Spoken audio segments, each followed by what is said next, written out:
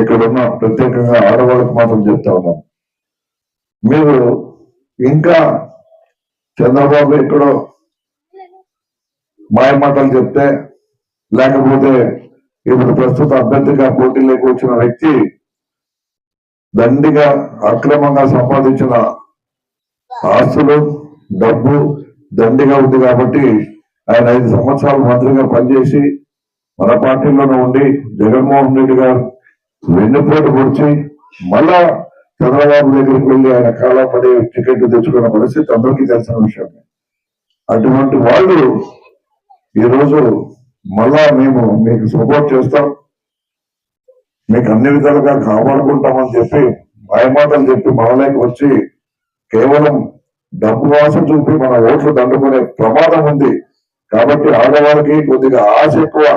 ఏదైనా ఒక 500-1000 రూపాయలు ఇస్తే 1000 రూపాయలు ఇచ్చిపోయినది మనము లేకపోతే ఎట్లా, వాడు 1000 రూపాయలు కాదు, 2000 కాదు, 10,000 ఇచ్చిన జగన్మోహన్ రెడ్డి నెల ఇస్తున్నాడు. మీకు ఏదో ఒక రూపం 18,750 ఇచ్చినాడు చేయిత, అమ్మఒడి ఇస్తున్నాడు, ఆ పొదుపులో రుణాలు మాఫీ చేసినాడు, ఇంకా కొంతమందికి రకరకాలుగా వస్తా ఉన్నాయి, విద్యా దీవెన, వసతి దీవెన, ఇల్లు ఇచ్చినాడు, ఇల్లు కట్టించినాడు, ఇన్ని రకాలుగా మీ ఏరియా అంతా ఇవ్వడు అడిగేవాడు లేదు. ఇప్పుడు ఎంత పెద్ద డెవలప్ అయింది. ఇప్పుడు మీరుండే ఈ యొక్క స్థలాలు, మీకు కుళాయిలు, నీటి సౌకర్యం కూడా మేము చేసినాం. ఇన్ని రకాలుగా చేసిన ప్రభుత్వం మరి ఎప్పుడైనా ఉందే?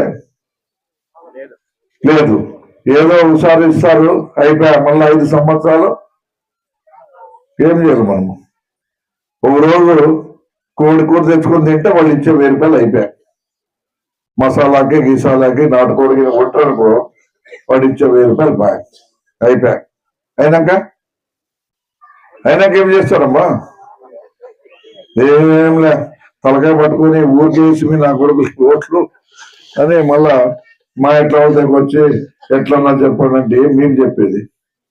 అందుకే మీ ఓటు అనే ఆయుధంతో మనమును 5 సంవత్సరాలు కరోనా వచ్చిన సమయంలో కూడా మనల్ని పథకాలు ఇచ్చి ఆదుకున్న జగన్మోహన్ రెడ్డి ఇంటింటికే పెన్షన్ ఇస్తా ఉన్నాడు. ఆ పెన్షన్ ఇంటింటికి వస్తుంటే కూడా మన వాలంటీర్లని అటు లేకుండా చేసి మరి ఎంత ఇబ్బంది పెట్టారు మరి మీకే అర్థమైంటుంది. ఆయన వస్తే ఇవన్నీ ఏముండవు, సచివాలయాలు ఎత్తేస్తాడు, వాలంటీర్లు ఉండరు, ఏముండవు. అయిపోయి మీరు చెప్పలేదా, కోడి కోసుకొని తింటే ఎంతసేపు ఉంటుందో అంతే, అంతా సున్నా చూస్తాడు.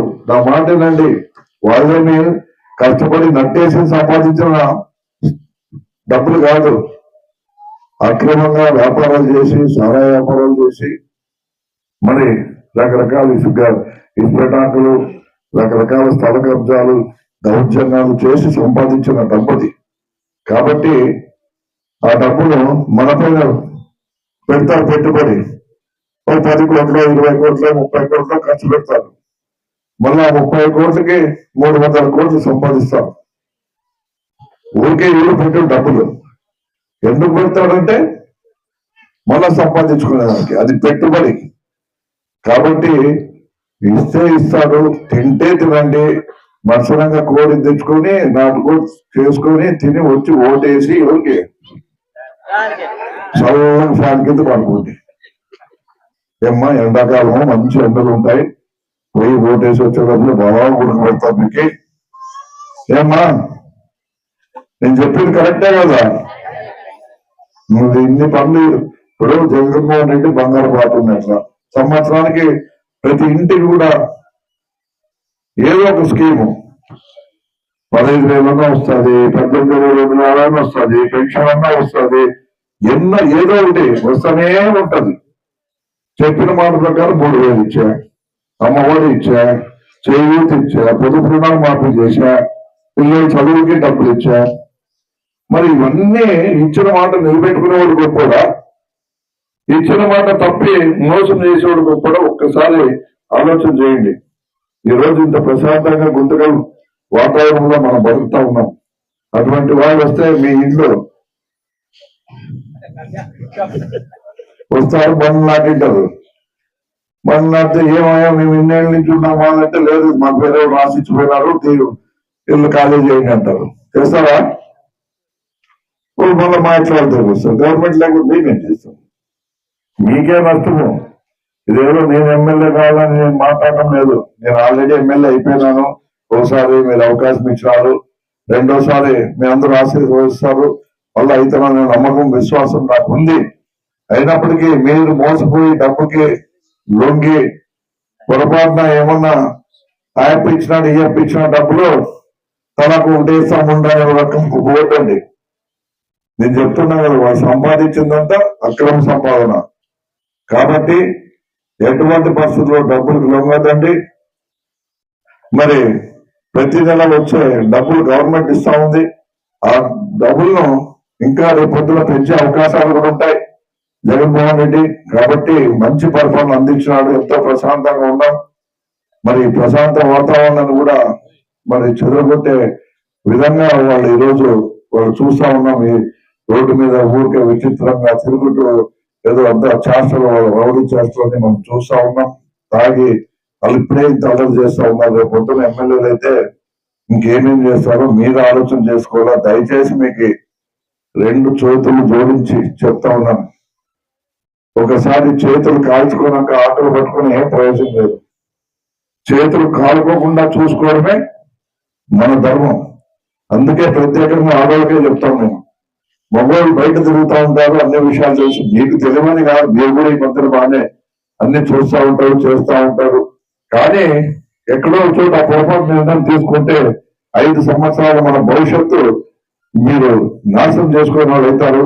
కాబట్టి మన గుర్తు ఫ్యాన్ గుర్తు, తప్పకుండా ఫ్యాన్ గుర్తుకే ఓటు వెళ్ళి 2 గుర్తులు ఇస్తారు. తప్పకుండా ఆ 2 కూడా ఫ్యాన్ గుర్తుకు ఓటు వేసి మరోసారి జగన్మోహన్ రెడ్డి గారిని పెద్ద మెజార్టీతో మీరు గెలిపిస్తే తప్ప మనకు మేలు జరగదని మిమ్మల్ని అందరినీ కూడా తెలియజేసుకుంటూ, ఖచ్చితంగా మా యొక్క నియోజకవర్గంలో ఇంత పాపులారిటీ పబ్లిక్ ఉన్నారు, నియోజకవర్గంలో ఖచ్చితంగా బ్లడ్ బంక్ కావాలని చెప్పేసి కేవలం కోరినటువంటి గుంటకల్ నియోజకవర్గ గవర్నమెంట్ హాస్పిటల్లో బ్లడ్ బ్యాంక్ నిర్మించడం జరిగింది. ఈ సందర్భంగా ఎమ్మెల్యే వెంకటరామరెడ్డి గారికి మరి జగన్మోహన్ రెడ్డి గారికి ఈ సందర్భంగా ప్రత్యేకమైన ధన్యవాదాలు తెలియజేస్తా ఉన్నాం. అదేవిధంగా ఈరోజు మరి డయాలసిస్ పేషెంట్ చూసింటాం. మరి కర్నూలుకు అనంతపురానికి పోతే ఒక్కసారి డయాలసిస్ పేషెంట్ ని అంటే కిడ్నీ పాడైనటువంటి వాళ్ళు కూడా డయాలసిస్ చేస్తారు. అటువంటి వారికి పోయినప్పుడల్లా మంత్లీ అంటే 2 నెలలో 2-3 సార్లు చేయించుకోవాల్సిన పరిస్థితి. పోయినప్పుడల్లా 5,000 నుండి 10,000 రూపాయలు ఖర్చు అవుతున్నటువంటి సందర్భంలో మరి దీన్ని కూడా ఈ గుంటకల్లో ఉన్నటువంటి పట్టణ ప్రజలు, హాస్పిటల్ సిబ్బంది కూడా అన్న దగ్గరకు ఆ సమస్యను తీసుకెళ్తే మరి డయాలసిస్ సెంటర్ ని కూడా సిద్ధం ప్రోగ్రామ్ వచ్చినటువంటి రాష్ట్రాల్లో మాట్లాడుతున్న ఎదిగిన ఇక్కడ డయాలసిస్ సెంటర్ ని కూడా ఏర్పాటు చేయడం జరిగింది. మరి ఈ సందర్భంగా ప్రజల పక్షాన ఉన్నటువంటి నాయకులు ఎవరైనా ఉన్నారు అంటే ఈ సందర్భంగా ఒక గుంటకల్ ఎమ్మెల్యే వై వెంకటరామరెడ్డి గారు కూడా ఈ సందర్భంగా తెలియజేస్తా ఉన్నా. మరి ఈ రోజు ఎంతో ప్రేమిస్తున్నటువంటి వ్యక్తి, పక్క జిల్లాలో ఉన్నటువంటి వ్యక్తి, పక్క నియోజకవర్గంలో ఉన్నటువంటి వ్యక్తి ఈ రోజు నేను ప్రేమిస్తా, నేను గుంటకల్ని అభివృద్ధి చేస్తానని వస్తున్నారు. ఒక్కసారి గమనించండి ప్రజలారా.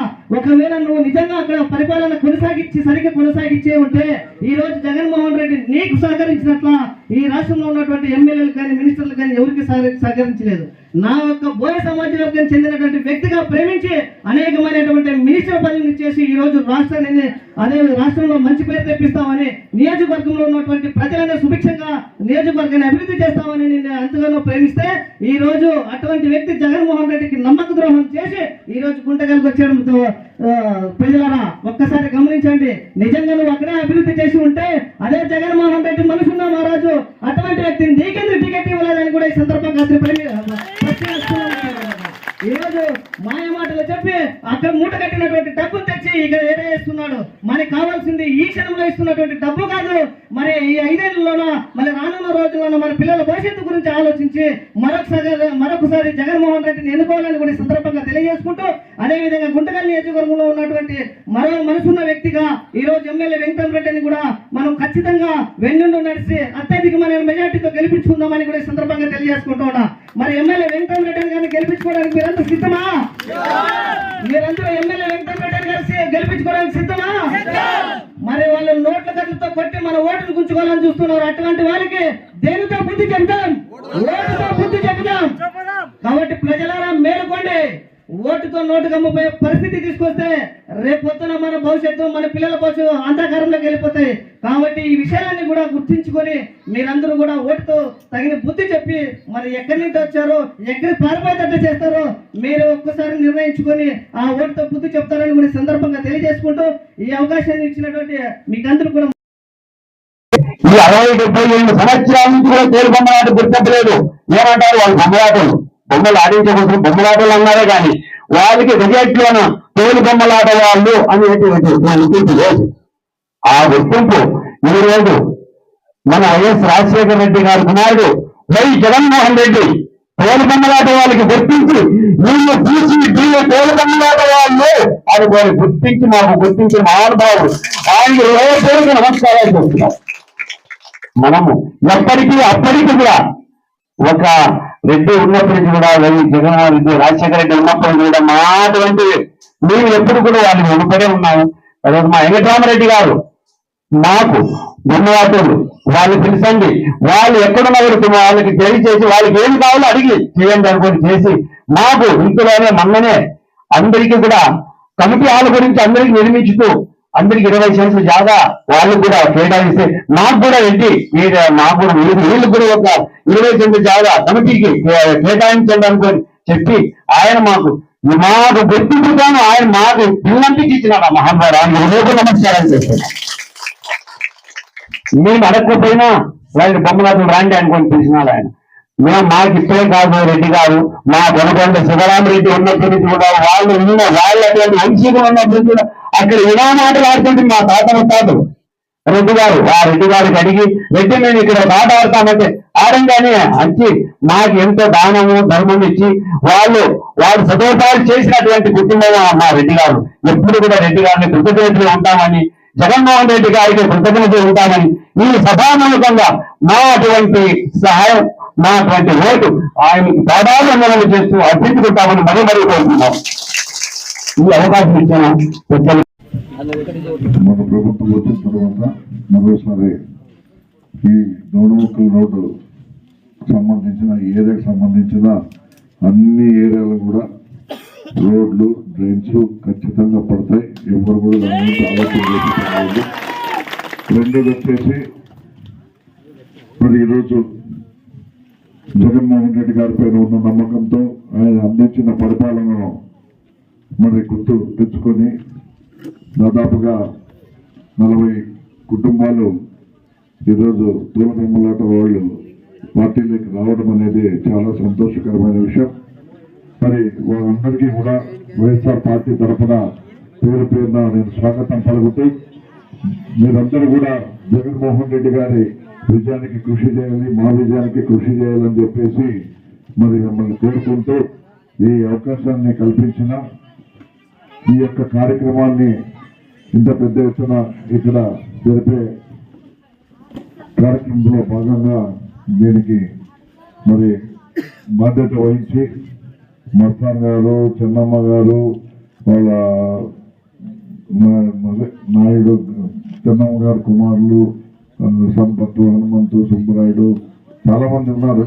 అందరి పేర్లు వీళ్ళందరూ కూడా వాళ్ళు మరి ఈ కార్యక్రమాన్ని ఇంత పెద్ద ఎత్తున ఆలస్యమైన కూడా సక్సెస్ చేసినందుకు వాళ్ళకు కూడా పేరున నా హృదయపూర్వక ధన్యవాదాలు తెలియజేసుకుంటూ